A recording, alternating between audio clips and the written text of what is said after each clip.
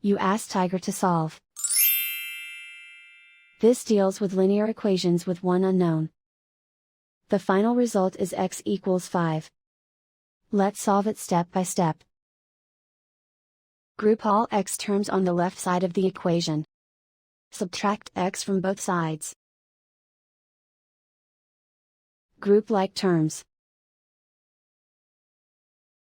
Simplify the arithmetic.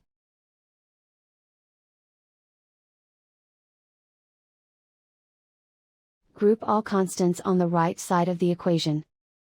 Add 15 to both sides. Simplify the arithmetic.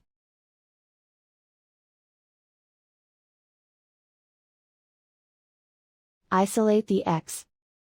Divide both sides by 3. Simplify the fraction. Find the greatest common factor of the numerator and denominator. Factor out and cancel the greatest common factor. And so the final result is x equals 5.